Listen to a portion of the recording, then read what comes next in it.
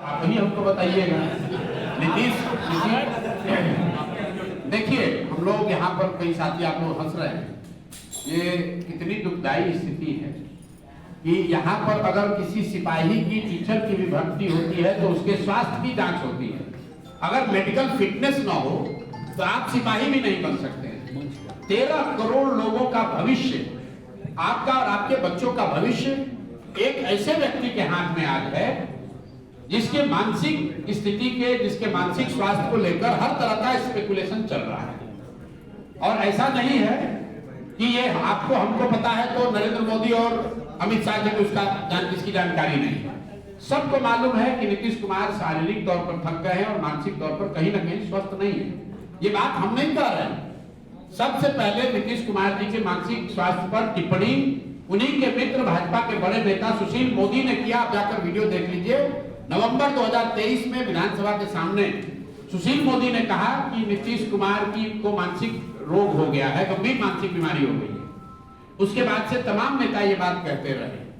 हम लोगों ने जनसुराज में कभी किसी के व्यक्तिगत स्वास्थ्य पर उस पर टिप्पणी नहीं की है। मैंने टिप्पणी पहली बार जनवरी में किया, जब बीपीएससी अभ्यर्थियों के आंदोलन में सरकार से बातचीत के दौरान हम लोगों को यह एहसास हुआ कि नीतीश कुमार को ज्यादातर बातें या तो समझ में नहीं आ रही है, उनको याद भी नहीं रह रहा है। तो हम लोगों ने ये डिमांड करी है कि भाई ये रोज की चर्चा बंद हो। इसके लिए जरूरी है कि नीतीश कुमार स्वयं से एक मेडिकल फिटनेस का रिपोर्ट जारी कर दे। वो न करे तो कम से कम पत्रकारों के सामने आकर, कुछ नहीं तो अपने राज्य के जिला का नाम बता दे, मंत्री परिषद में साथियों का नाम बता दे। जहां तक हम लोग जानते हैं नीतीश कुमार अपने मंत्री परिषद के साथियों का नाम बताने की स्थिति में आज नहीं है। फिर भी उनको मुख्यमंत्री बना के रखा है। किसने रखा है? भाजपाइयों ने रखा है।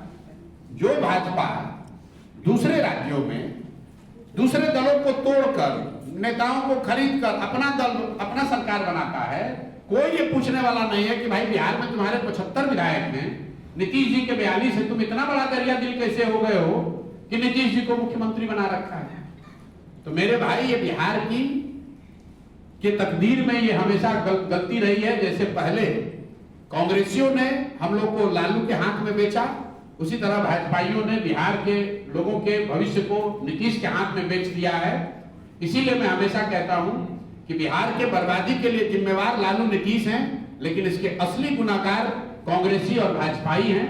क्योंकि चाहे जितनी भी बिहार की जनता बेवकूफ हो, जितना भी जातियों में बटा रहे, आपको एक आंकड़ा दे देता हूं। लालू जी अपने जीवन में बिहार में एक ही बार जीते हैं, 1995 में। उसके बाद लालू जी जितनी बार सत्ता में आए वो कांग्रेस जैसे दलों के सहयोग से आए। नीतीश कुमार अपने लंबे जीवन काल में सिर्फ एक बार 117 तक पहुंच पाए 2010 में। उसके बाद जितने बार मुख्यमंत्री रहे वो भाजपा के सहयोग से रहे।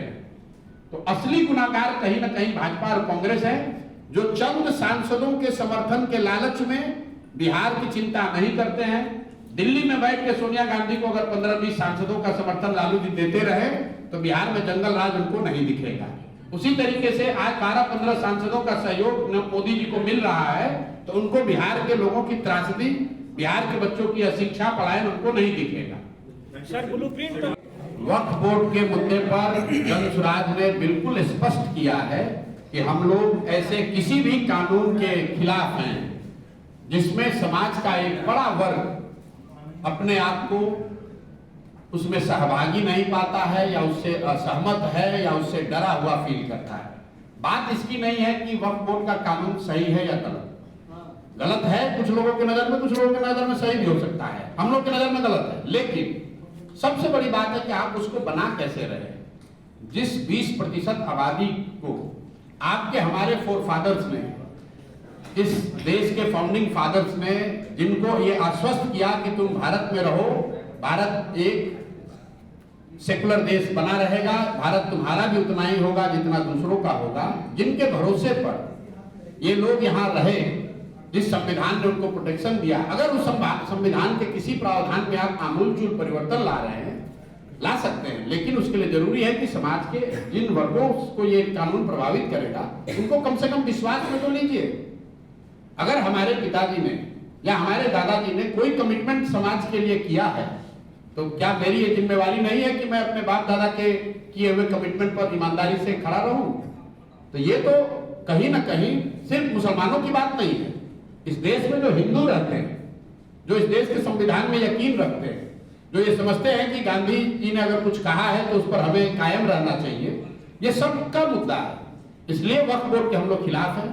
दूसरी बात, वक्फ बोर्ड का अगर कानून बनता है तो इसके लिए बनाने वाले भाजपाई तो दोषी हैं ही, लेकिन इसका सबसे बड़ा दोष नीतीश कुमार के सर पर जाएगा। क्योंकि अगर ये व्यक्ति, अगर आज भाजपा को कानून बनाने में ये 12 सांसद वहां पर वोट न दें तो आज वक्फ का कानून नहीं बनेगा। तो मैं आपके माध्यम से कम यहाँ के मुस्लिम साथियों से, उन नेताओं से जो आज भी जदयू से जुड़े हुए हैं, मैं ये नहीं कह रहा हूं कि आप दल छोड़ दीजिए, लेकिन कम से कम उनसे मैं आग्रह करूंगा कि आप लिखकर नीतीश कुमार को एक चिट्ठी तो भेजिए कि अगर वक्त पर आपने भाजपा के साथ मिलकर वोट दिया तो हम लोग आपके विरोध में हैं या हम आपका दल छोड़ेंगे। कम से कम नीतीश कुमार पर इसका दबाव तो बनाइए। भाजपा वालों ने तो कह के किया है कि भाई हम ये करेंगे, लेकिन नीतीश कुमार यहाँ के मुसलमानों के वोट से, उनके समर्थन से आज कुर्सी पर बैठे हुए हैं। अगर 2015 में नीतीश कुमार को, महागठबंधन को मुसलमानों ने वोट नहीं किया होता तो नीतीश कुमार संन्यास लेकर कहीं गांव में बैठे रहते। इसलिए अगर आप गांधी की बात करते हो, समाजवाद की, लोहिया और जयप्रकाश की बात करते हैं, तो आपकी ये जिम्मेवारी है कि जब आज आपके हाथ में है कि ये कानून बन सकता है या नहीं बन सकता है, तो आपको गांधी के विचारों के साथ खड़ा होना चाहिए। इन लोगों के साथ अन्याय नहीं होने देना चाहिए। और अगर वो नहीं सुनते हैं, वक्फ का कानून बनता है, तो आप लिख कर रखिए, सबसे बड़ा खामियाजा, सबसे बड़ा राजनीतिक नुकसान बिहार में जदयू को होगा। क्योंकि जैसे सीए एनआरसी में नीतीश कुमार ने गलती की तो हम जैसे कई साथियों ने उनका साथ छोड़ा। मुझे लगता है कि वक्त पर अगर नीतीश कुमार ने भाजपा के साथ रह के वोट किया तो मुसलमानों का जो भी रहा सहा विश्वास या समर्थन उनको हासिल है, वो सब कुछ उनसे हट जाएगा।